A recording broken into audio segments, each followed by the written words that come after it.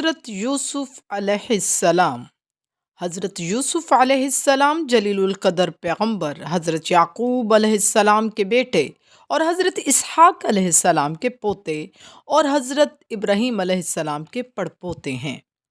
قرآن کریم میں ایک ہی قصہ ایسا ہے جو تسلسل کے ساتھ مکمل بیان کیا گیا ہے۔ قرآن کریم میں ایک پوری صورت آپ ہی کے حیرت انگیز واقعات پر مشتمل اور آپ ہی کے نام سے معمون ہے، اور اس قصے کو احسن القصص بھی کہا جاتا ہے۔ جناب یعقوب علیہ السلام اپنے 12 بیٹوں میں سے سب سے زیادہ حضرت یوسف علیہ السلام کو چاہتے تھے، نہ صرف اس لیے کہ یوسف علیہ السلام انتہائی حسین و جمیل اور خوبی و لطافت کا مجسم پیکر تھے، بلکہ حضرت یعقوب کی دوربین نگاہیں جو سرمہ نبوت سے منور تھی، یوسف کی لوح جبیں پر نور نبوت کی جلوہ فرمانیاں دیکھ رہی تھی۔ حضرت یعقوب علیہ السلام اپنے اس روز افزوں محبت کے ساتھ یہ بھی محسوس کرتے تھے کہ یوسف علیہ السلام کے 10 بھائی ان سے حسد اور بغض رکھتے ہیں، اور یوسف انہیں ایک آنکھ بھی نہیں بھاتے۔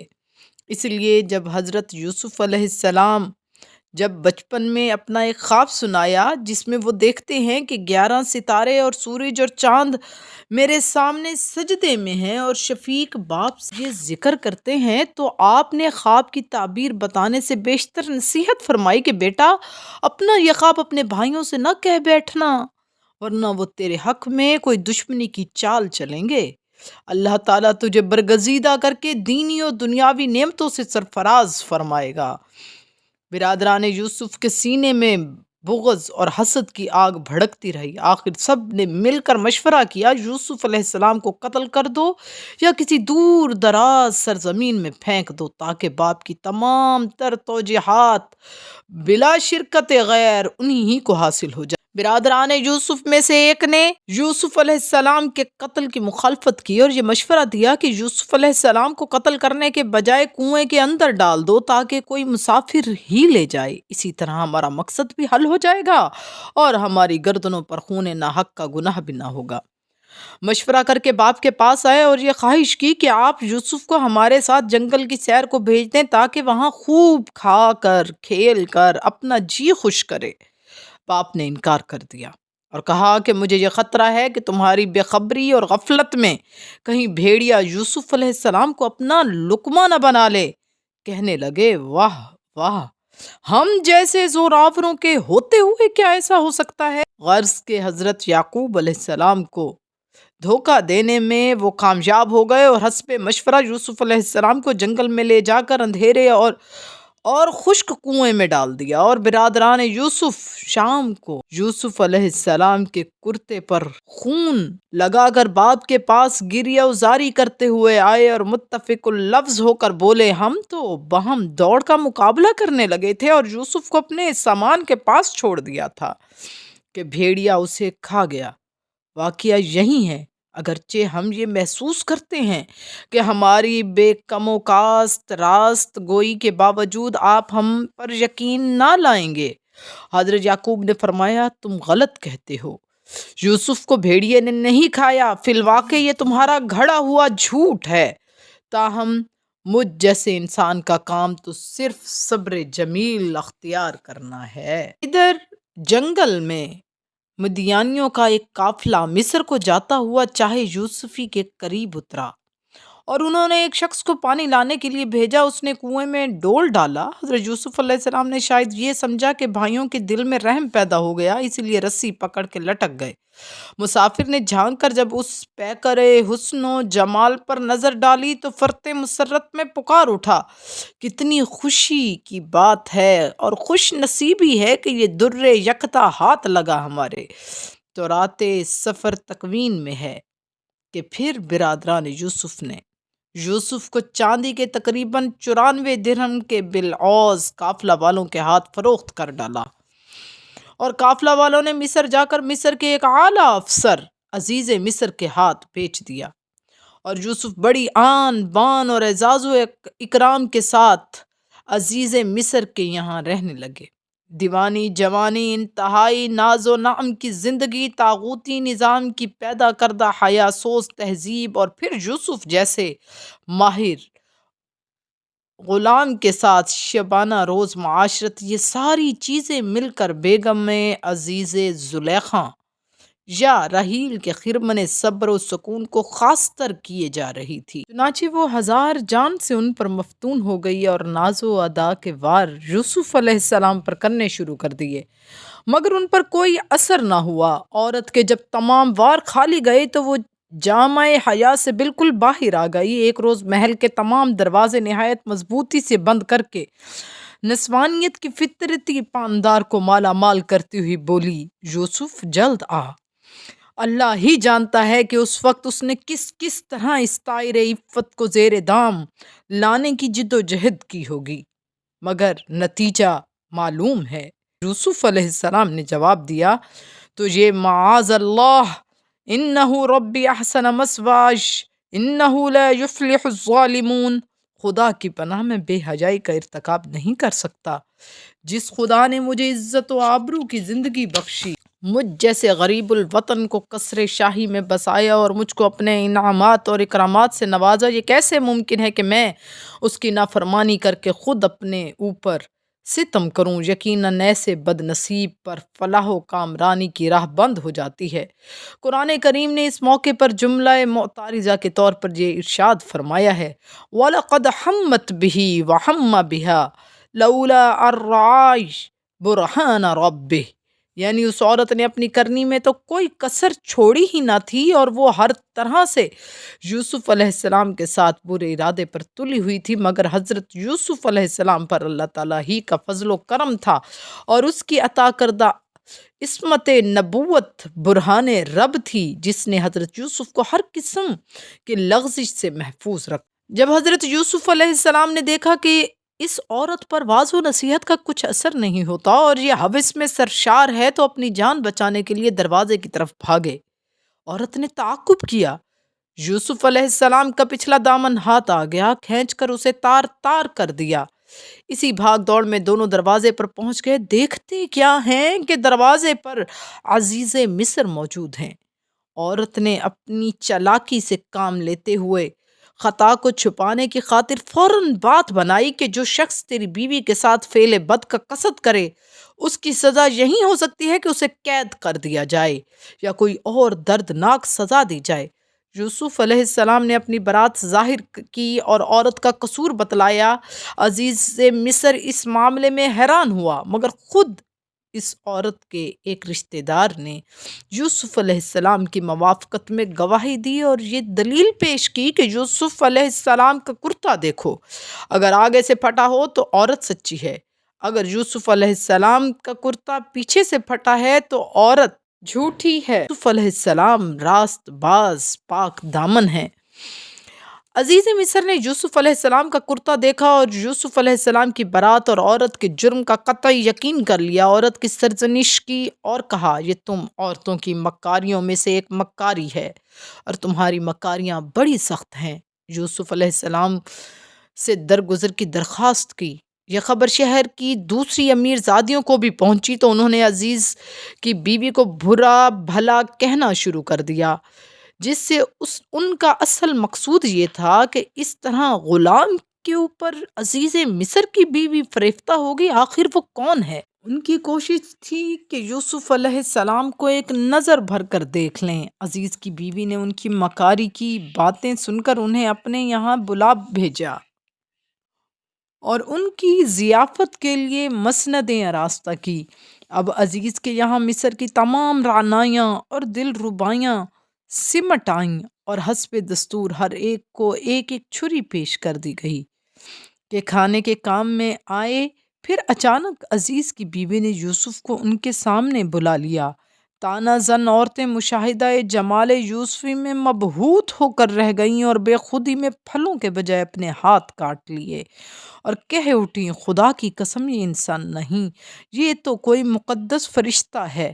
عزیز کی بیوی بولی، یہیں تو وہ غارت گر صبر و شکیب ہے جس کے بارے میں تم نے مجھے تانے دیے، یقیناً میں نے اسے پھسلایا मगर जालिम किसी तरह काबू में ना आया। अब साफ साफ कह देती हूँ, अगर इसने मेरी बात ना मानी तो कैद में डाल दिया जाएगा और जलीलो ख्वार होगा।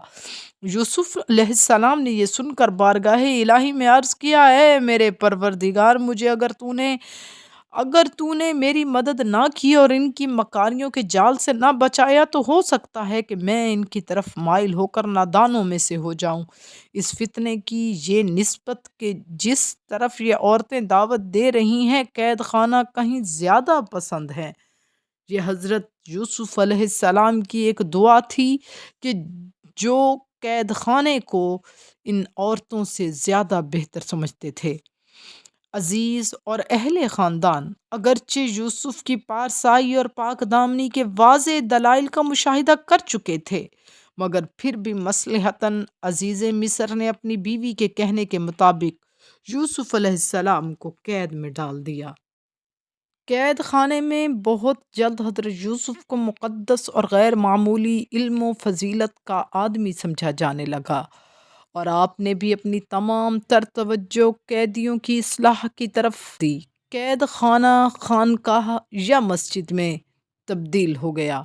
मिन जुमला और अमूर के ख्वाबों की ताबीरें भी आप ही से पूछी जाती, जैसा आप फरमा देते वैसा ही होता।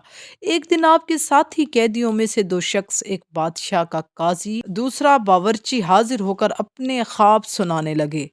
साकी ने कहा कि मैंने ख्वाब में खुद को शराब कशीद करते हुए देखा है। बावर्ची बोला, मैंने ये देखा कि अपने सर पर रोटियां उठाए हुए हूँ और परिंदे इसे उसे तोड़ तोड़ कर ले जाते हैं और खाते हैं। हजरत यूसुफ ने ताबीर ख्वाब बयान करने से बेशतर एक उम्दा तमहीद के साथ उन्हें दीन हक की तबलीग के बाद फरमाया, ए मेरे रुफ़क़ाए कैद खाना, तुम्हारे ख्वाबों की ताबीर ये है कि जिसने ख्वाब में शराब कशीद की है वो छूट जाएगा और बदस्तूर अपने ओहदे पर फाइज होगा, और दूसरे शख्स को फांसी होगी कि परिंदे उसका सर नोच नोच कर खाएंगे। चुनाचा ऐसे ही हुआ। साकी छूटकर फिर बादशाह को शराब पिलाने पर मामूर हुआ और बावर्ची को फांसी लगी, क्योंकि उस पर जुर्म साबित हो गया। उनके खिलाफ ये इल्ज़ाम था कि दोनों ने बादशाह को जहर देने की कोशिश की है। यूसुफ ने छूटने वाले से कहा कि बादशाह के पास पहुंचो तो मेरी तालीम और तबलीग का जिक्र इससे भी कर देना, मगर ये शख्स अपने मशागिल में मसरूफ़ होकर बिल्कुल भूल गया। चंद साल बाद शाह मिस्र ने एक अजीब ख्वाब देखा कि 7 मोटी ताज़ी गायें हैं जिन्हें 7 दुबली पतली गायें खाती जा रही हैं। 7 बालियां तरोताज़ा जिन पर 7 खुश्क बालियां लिपट कर उन्हें खुश्क कर देती हैं। बादशाह ने दरबारी अहले इल्म और उमरा से इसकी ताबीर पूछी।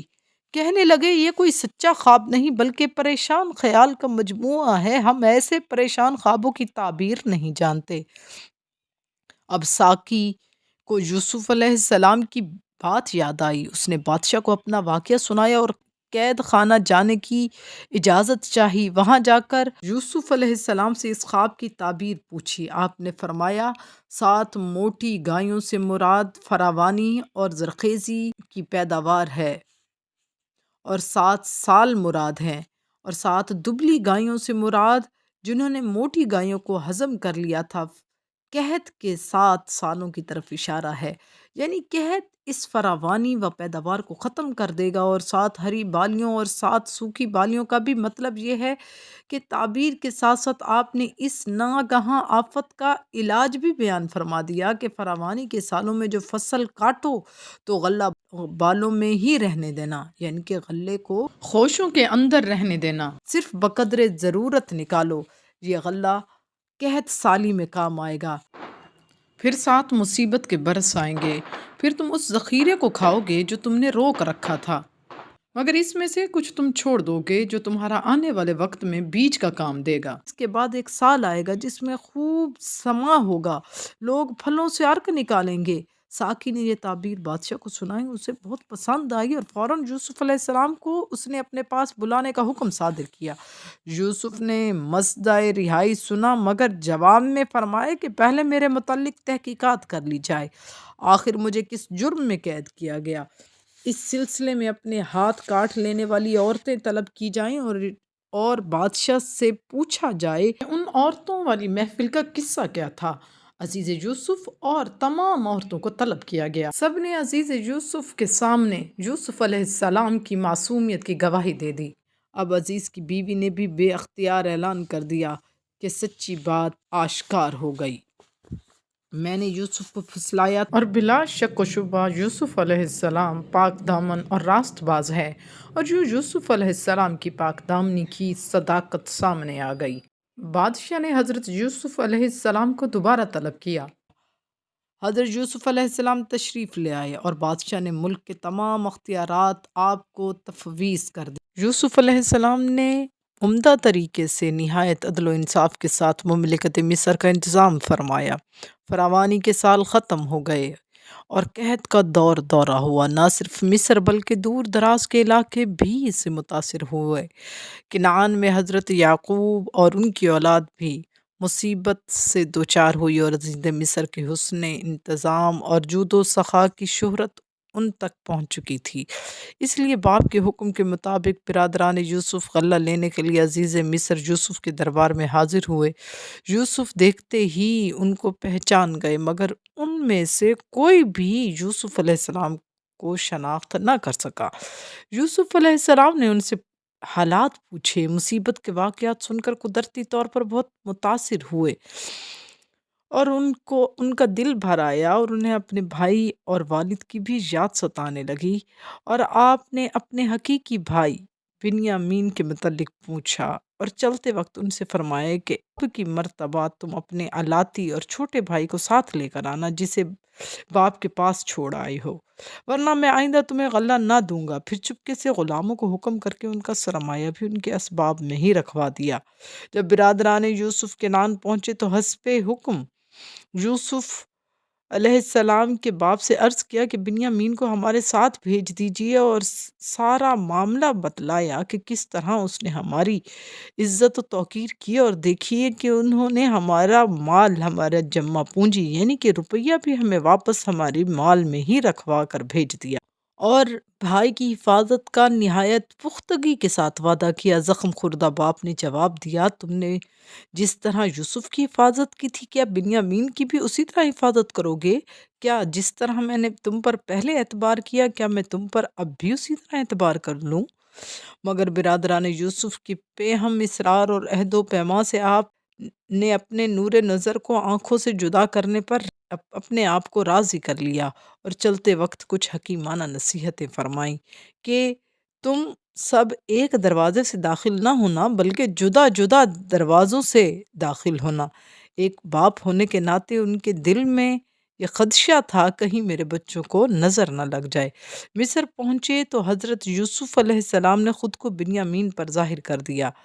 آپ کی خواہش یہ ہوئی کہ چھوٹے بھائی کو اپنے پاس ہی رکھ لیں، مگر ملکی قانون اس کی اجازت نہیں دیتا تھا، کھلم کھلا قانون کے خلاف تھا، مگر تدبیر خداوندی نے اس مشکل کو حل کر دیا۔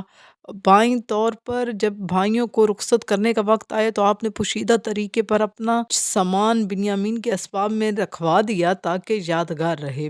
پیالے کی تلاش شروع ہوئی اور کنعانی قافلہ روانہ ہو چکا تھا۔ درباریوں کا خیال تھا کہ پیالہ اسی قافلے والوں نے ہی چرایا ہوگا، اور اتنے میں قافلے کو روک لیا گیا۔ پوچھنے پر انہوں نے سختی سے انکار کر دیا، یہ کہا کہ ہماری تلاشی لے لو، ہم میں سے جس کے پاس تمہارا مال نکلے بطور سزا کے اسے ہی اپنے پاس رکھ لو، ہماری شریعت کا یہی حکم ہے۔ تلاشی لی گئی تو بنیامین کے اسباب میں سے متاع گم شدہ برآمد ہو گیا۔ اب تو وہ بہت سٹ پٹائے اور جل کر کہنے لگے، اگر بنیامین نے چوری کی تو کیا ہوا، اس کا بڑا بھائی یوسف بھی تو چور تھا۔ یوسف علیہ السلام نے یہ بہتان سن کر بھی خاموشی اختیار کی، صرف اپنے جی میں اتنا کہا کہ تم بڑے برے لوگ ہو کہ اپنے بھائیوں پر بنیامین کی رہائی سے مایوس ہو کر باہم مشورہ کرنے لگے۔ بڑے بھائی نے کہا، تمہیں معلوم ہے کہ بنیامین کے متعلق باپ نے تم سے کس قدر مضبوط عہد و پیمان لیا تھا، اس سے پہلے کہ یوسف کے بارے میں جو کچھ کر چکے ہو سبھی کو معلوم ہے، اس لیے میں تو جب تک باپ جھوٹی تہمت تراشتے ہو۔ اب وہ خوشامد پر اتر آئے، کہنے لگے، اے عزیز مصر، اس کے بجائے ہم میں سے کسی کو رکھ لیجئے۔ یوسف علیہ السلام نے کہا، خدا کی پناہ، ہم تو اسی کو ہی رکھیں گے جس کے پاس ہمیں اپنی چیز ملی، اگر ایسا نہ کریں تو تمہارے قانون کے مطابق بے انصاف ٹھہریں گے۔ ایسا وہ اس لیے کہہ رہے تھے کہ انہیں انہیں اپنے باپ کی حالت یاد آ رہی تھی۔ اس بار ہم اپنے والد کو کیا جواب دیں گے؟ آخر کسی طرح کام چلتا نہ دے کر بنیامین اجازت نہ دے دے یا حکم میں خداوندی سے کوئی اور صورت پیدا نہ ہو جائے، نہیں جاؤں گا، میں نہیں یہاں سے ہلوں گا۔ ہاں تم جا کر انہیں تمام حالات سے آگاہ کر دو۔ چنانچہ انہوں نے کنعان پہنچ کر جگر خراش لفظوں میں یہ قصہ سنایا، مگر حضرت یعقوب علیہ السلام نے اب بھی یہی کہا کہ بنیامین نے چوری نہیں کی، تم نے یہ افسانہ گھڑا ہے، میں تو صبر جمیل ہی اختیار کروں گا، مجھے اپنے خدا سے امید ہے کہ میرے سب بچھڑے ہوئے بیٹے ملیں گے۔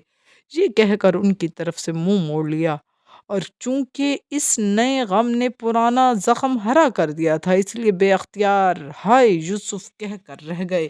حضرت یعقوب علیہ السلام پھر آ کے یوسف میں اتنا روئے کہ ان کی آنکھیں بے نور ہو گئیں۔ آخرکار حضرت یعقوب علیہ السلام نے بیٹوں سے فرمایا کہ بیٹو ایک بار پھر مصر جاؤ، میرے نور چشم بنیامین کا سراغ لگاؤ اور اللہ کی ذات سے نا امید مت ہو۔ بیٹوں نے حکم کی تعمیل کی اور اب تیسری مرتبہ عزیز مصر کے دربار میں حاضر ہوئے اور اپنی داستان مصیبت سنائی اور حضرت یوسف علیہ السلام سے دستے سوال دراز کیا، تو حضرت یوسف علیہ السلام نے اپنا آپ ظاہر کرنے کے لیے ان سے ایک سوال پوچھا، تمہیں اپنی وہ حرکتیں یاد ہے جو از روئے جہل و نادانی تم نے یوسف اور اس کے بھائی کے ساتھ کی ہیں؟ اتنا سنتے ہی نگاہوں سے پردے دور ہو گئے اور عزیز کی صورت اور آواز پر غور کر کے بولے، کیا فی الواقع آپ ہی یوسف ہیں؟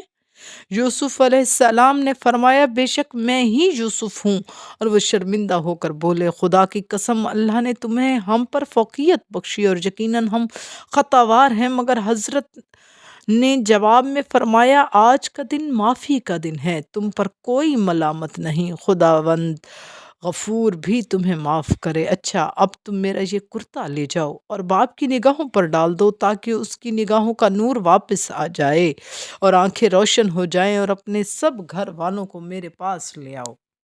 ادھر سے یہ بشارتی قافلہ چلا، ادھر مصر میں حضرت یعقوب علیہ السلام کے مشام میں بوئے یوسف آئی، یعنی خوشبو آئی۔